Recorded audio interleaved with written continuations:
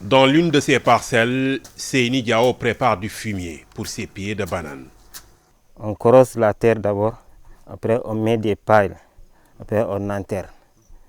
C'est ça que nous utilisons ici. Ici, presque il n'y a pas d'engrais. Nous manquons des engrais ici. C'est notre problème. Ça permet de fertiliser la terre et dans un bon régime, comme vous voyez. Le travail de la banane reste très exigeant et demande une attention de tous les jours. Ça demande de la ponctualité, il faut être là toujours. La banane ne veut pas de l'absence. À chaque fois quand tu t'absentes, tu reviens, tu vas trouver quelque chose vraiment qui ne te plaît pas beaucoup. Donc il faut être là toujours. Parce qu'il faut à chaque fois enlever de l'herbe, il faut entretenir la banane. Nous sommes dans le périmètre du GIE Doko de Temento, dans le département de Goudomp. C'est l'une des 5 bananeries du Balanta-Kounda, installée dans les années 80 dans le cadre des petits projets ruraux. On l'a installée, c'est pour diminuer l'exode rural et la pauvreté. Et nous avons vu que vraiment, il a joué son rôle. La filière a joué son rôle. Parce que c'est là-bas où nous construisons des maisons. C'est là où nous réglons le problème de scolarité des enfants. Bon, beaucoup de choses que je ne peux pas tout énumérer. Après plusieurs décennies d'activité, ces périmètres peinent à se développer. C'est à cause de plusieurs difficultés liées notamment à la maîtrise de l'eau. Ici, nous avons les motopompes. À chaque fois, nous enregistrons des pannes. On peut aller jusqu'à un mois sans irriguer.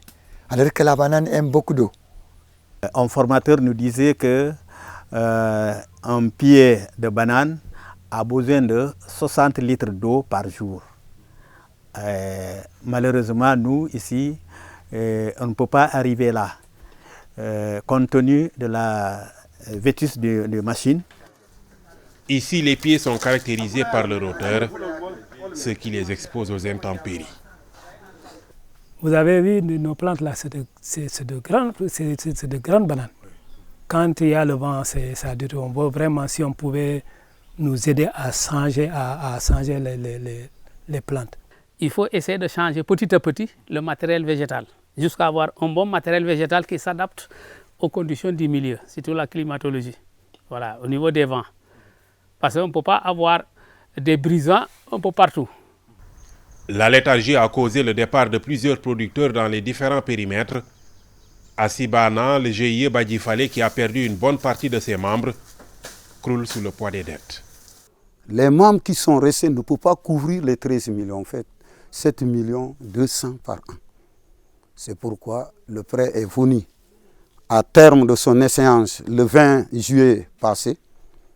Maintenant, c'est pourquoi nous tendons la main à l'État pour nous soutenir.